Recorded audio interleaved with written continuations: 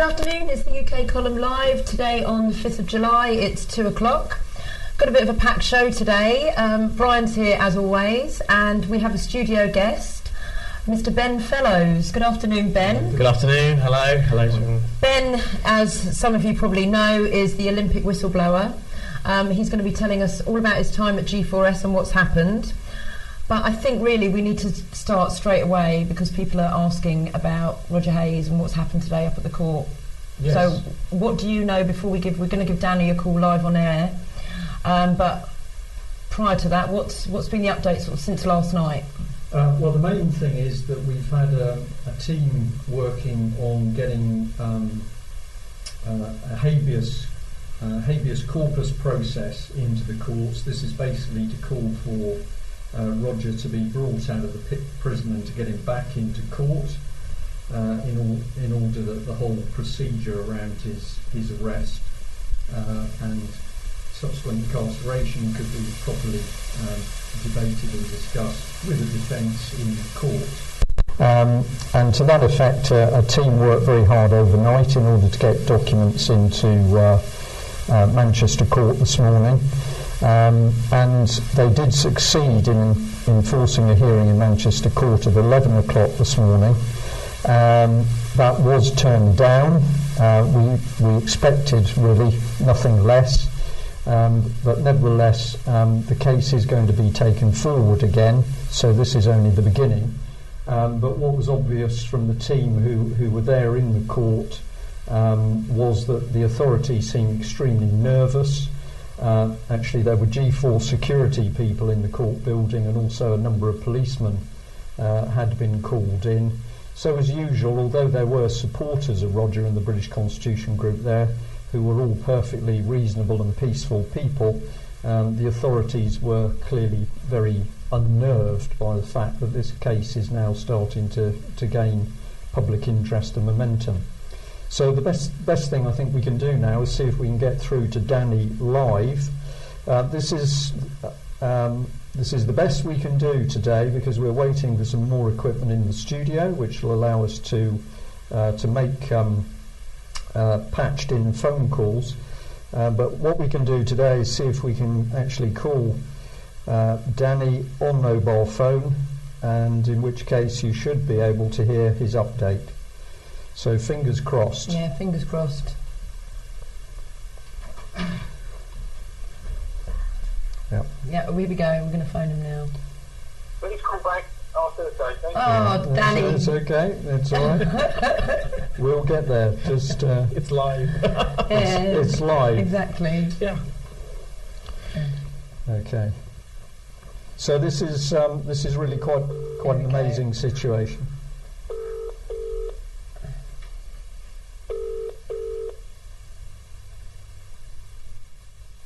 Good afternoon, Brian. Good afternoon, Danny. Danny, we're live at the moment.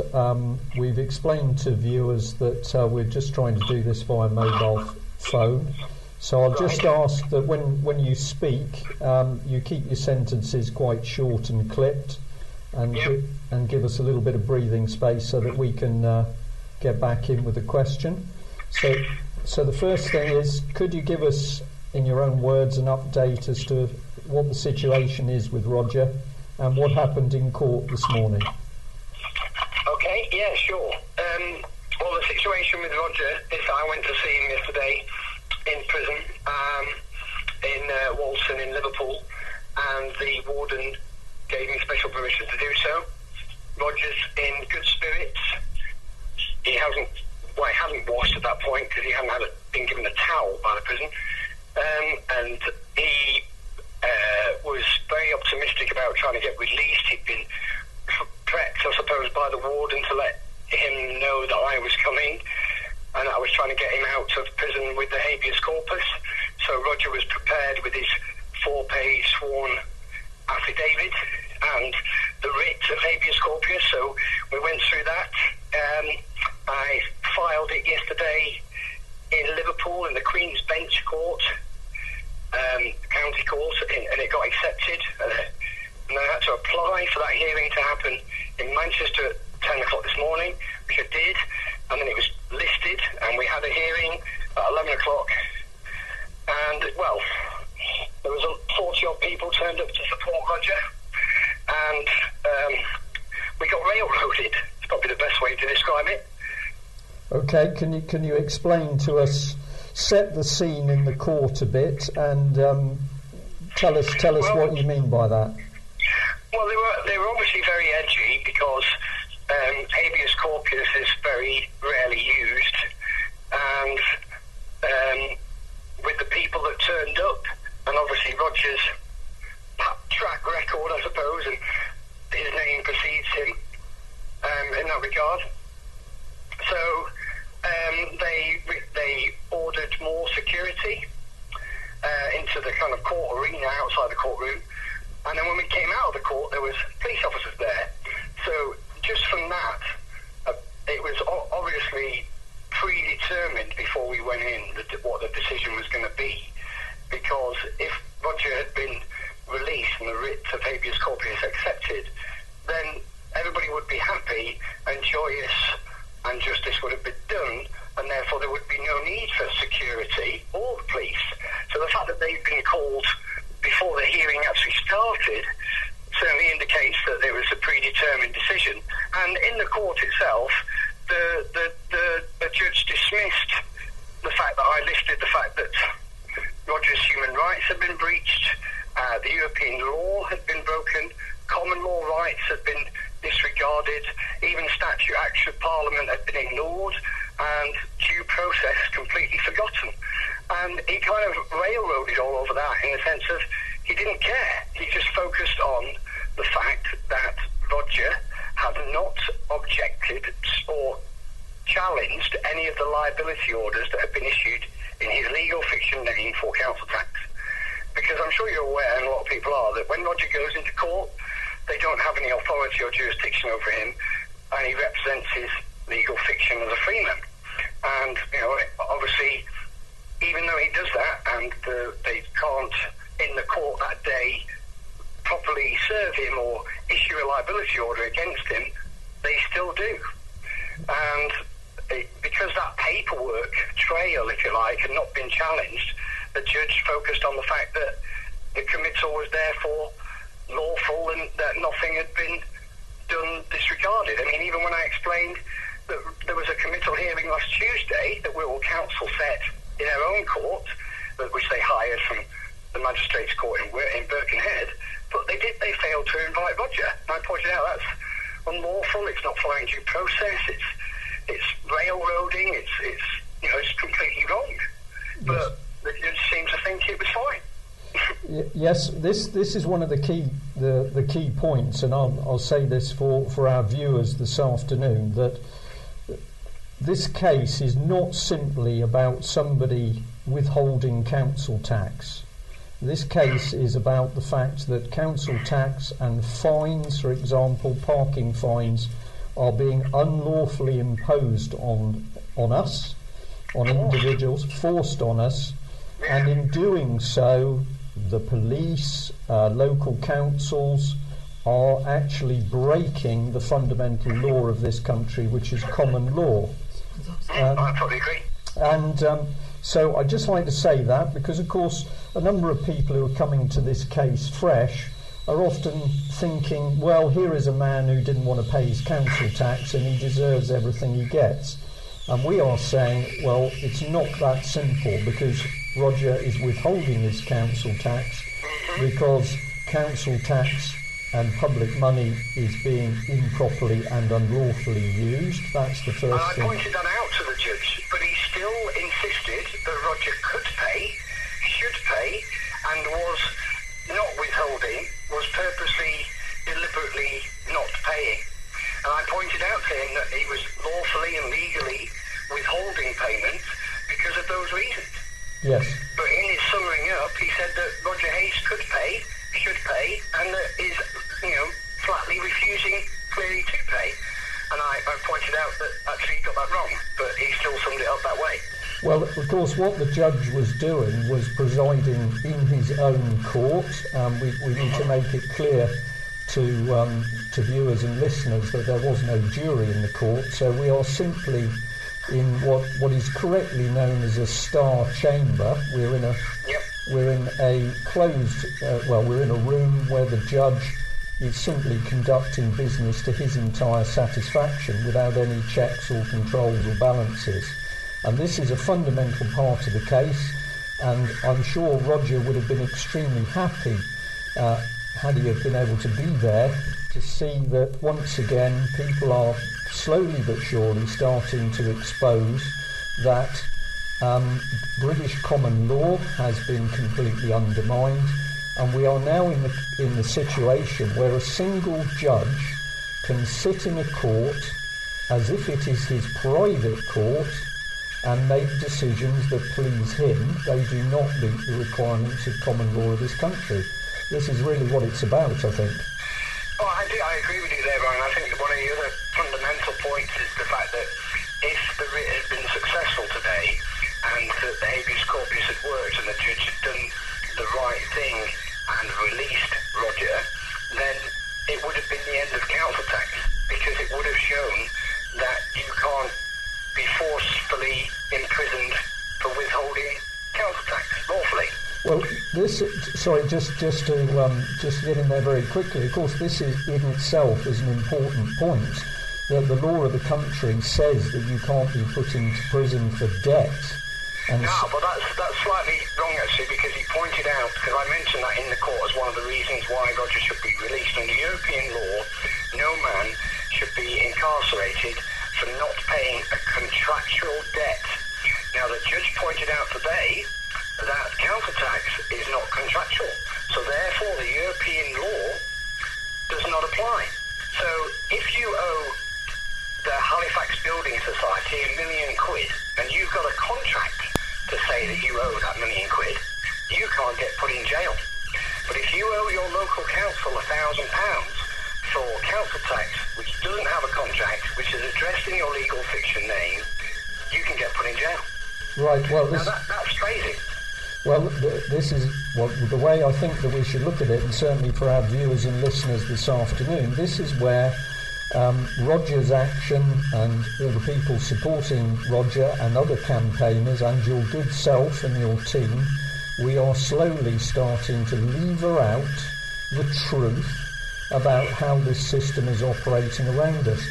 Now, one little point which I'd just like to mention is that a couple of people have suggested to us that the case by the action against Roger by Wirral Council has not actually been conducted through the legal department of the council. It's been suggested to us that actually the whole of this legal action against Roger Hayes has simply been done through one small department of the council. What can you tell us about that? Well, because when I went to see Roger yesterday, I made him sign a lot of, well, I didn't make him do anything. Obviously, Roger does everything by his own consent, as we all know, and that's how it should be.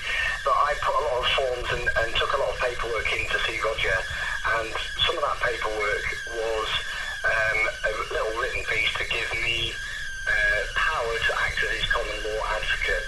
So when I phoned up the council department of Wirral Council yesterday, they wouldn't tell me anything until I'd emailed over the written piece of paper from Roger to say I can represent him because he's in jail.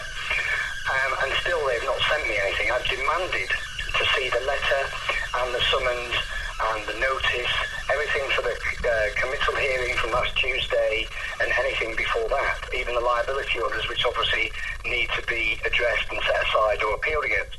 But the other thing is that after I had that conversation, I didn't get very far because, she wasn't open to me any information. She was very abrupt with me on the phone. She, in fact, even put the phone down at the end. And I was very polite, as I always am. And then I picked up the phone and dialed the legal services number for Wirral Council. And it was there that I spoke to the PA of the boss of the head of the legal services for Wirral Council, who disclosed to me that they had no record of Roger's incarceration or any of his legal documentation. And she purely said to me, we have no record of this on our systems, but I know that the council tax department do, and it's up to them and all the legal stuff and all the court stuff has come from them, not us. And I pointed out to that lady that, hold on a minute, you're the legal department for the council, so all the other services through that council, whether it's child services or whatever it is, if they ever require legal advice, they go to the legal department. But she said that's correct, apart from the council tax department. So in other words, the council tax department of probably each council, certainly Wirral Council, seems to have their own agenda and seem to want to be able to push through whatever they want to push through for the people who don't pay council tax. Right, so what we've got is a situation where it's not even that we have a council with an elected body of members, obviously directly representing the general public in their wards. It's not the case that we have a council with those elected members and senior officers making a decision to send somebody to prison.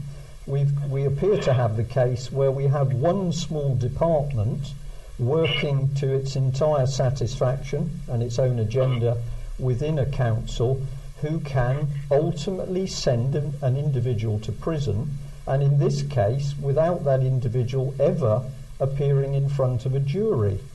Absolutely. And that's completely wrong. Well, there's something else here which I'd like to bring up for viewers and listeners this afternoon, and that is that I've got on my screen in front of me a BBC News report. We're going to use the BBC today because we're being quite tough on the BBC. The BBC has been reporting that further officers have been suspended from Wirral Council. And in fact, the report I've got in front of me, dated the 29th of June, says that 3 more senior Wirral Council officers have been suspended amidst concerns over the way a 40 million contract for highways maintenance was awarded. And it mentions the acting chief executive, Ian Coleman, the finance director, David Taylor-Smith, and law boss, Bill Norman. So, although those are the 3 officers that have been suspended. That's what this BBC article is saying. So we've got the situation where Wirral Council is taking it upon itself to put a member of the public in prison who is withholding council tax, and lawfully and legally. Yeah, and at the same time we simply suspend more. So I don't know how many people have been caught up in this scandal altogether, but we just have more people suspended in Wirral Council itself. So I'd just like to make this apparent to viewers this afternoon that we've got this tremendous double standard going on with Wirral Council. But you've now told us something which I think is really important, that we've got a council where not even the full council is aware of what one department is doing. It's an American expression, but that's quite scary, that somebody can be lifted by the police, 9 hours later they're in prison. Who has made the decision? A small department in a council which is already suffering what appear to be issues of corruption. Can I just ask Dave? Exactly, because at the end of the day we're dealing with people who are fraudulently using public money or funding. And the other thing is, obviously, they railroaded Roger last week when they took him to, or Monday when they took him to court, and they railroaded me today with the habeas corpus. But I think the thing is that we've got to look at it that the judge today kind of gave us some insight and some direction on where we could possibly go next. And, there are several options open. Roger's got another 17 and a half days to do for his 21-day jail term, so we still have 17 and a half days to fight. And I think even if we get Roger out a couple of days earlier and his release date, the 23rd of July, then that would be a success if we got him out before the end of that term. But what I understand is that if you're a civilian prisoner, which Roger is because he's got CP after his prisoner number, and the warden at the jail has made that very clear that he's a civilian prisoner and not a criminal prisoner, then if you're a civil prisoner, you can't appeal against the time of the length of your sentence. You can't get bail, and you can't get out for good behaviour. But if you're a criminal, you can do all of those things. That doesn't make sense at all. Danny, Well, that's what I was told, and that's the way it is. Danny, there's just a couple of questions that are people asking on the chat. Did the judge sign the order to detain him? What, last Tuesday at the hearing that Roger wasn't invited to for the bench arrest warrant? Yeah. We don't know, because Roger didn't go to the hearing and he wasn't given a copy of the warrant. So he wasn't served a copy of the warrant, so he never saw it. And if it was signed, it would have been signed by Judge Abelson, which is Roger and me filled out a discrimination form, Ministry of Justice one, which I filed yesterday in the court with the habeas corpus, to say that the judge was biased because Roger's come across him 4 or 5 times and they've always argued and Roger's always won. Oh, goodness. So, yeah, and so the way that Roger described the hearing to me was that he was bundled into the court, and straight away the judge said to him, "Are you Mr. Roger? Are you Roger of the Hayes family?" Because obviously he knows Roger. And Roger said, "No, I'm not. I'm Roger. You may address me as Roger." And the judge turned around and said, "Roger, I'm sentencing you to 21 days." And that was it. That was the end of the hearing. And as Roger was led out of the court, he was saying, "This is unjust. This is unlawful," and and it just wasn't heard. He wasn't even given a chance to defend himself. One other thing, was there a court recorder in there? Was it being recorded, the whole transcript, and will we be able to get a transcript? Well, it would be, but we have to pay for that and send off. But I think there's other ways around that. Right. Okay. Right. Well, that's the questions from me. I'm going to pass you back over to Brian. Danny, thanks, hon, and well done. No problem. Well done. Thanks. I don't feel like it's well done because we haven't got a result, but at the same time, we've just got to continue fighting. We've got another 17 days to do so, and just so people know that some of the options in front of us, one of us is to resubmit the habeas corpus into the High Court in London, which is obviously the highest court in the land, and obviously what I've been told is the only Queen's Bench court in reality, and so if any habeas corpus are to be heard in Britain, it needs to go apparently to the High Court in London. So this afternoon we're seeing if we can e-file that or submit it, and Ian Puddock, obviously a lot of people know, I've been in touch with him today, and he's saying that he would go down and file that in the High Court in London. And the other avenues that we're looking at, obviously the liability orders, which are stacked up against Roger's legal fiction name because he hasn't appealed or set any of them aside. We need to do that for Roger, and I took in some N244 forms for Roger to sign yesterday, so that then we can submit as many of those as possible, even obviously setting aside the order made last week for the committal. And one of the other things that I think we should do is, and I think more and more we should do, is be more proactive and take criminal action against the councils in the magistrates' courts, because at the moment this is a civil case, and the moment it moves into a criminal proceedings, if we take action against Wirral Council for incarcerating Roger unlawfully and illegally, then suddenly the whole thing comes criminal and changes in a big way. And I think that's something else that we need to look into. Transcript. Yes, we're just Louise is just saying, can we get transcripts? Obviously, the more information that comes back to the team, the more fact and detail we can get out to listeners and the public. So we'll be grateful for anything you can get back to us. I shall see what can be done, and also see what can be done on an official basis as well. Okay.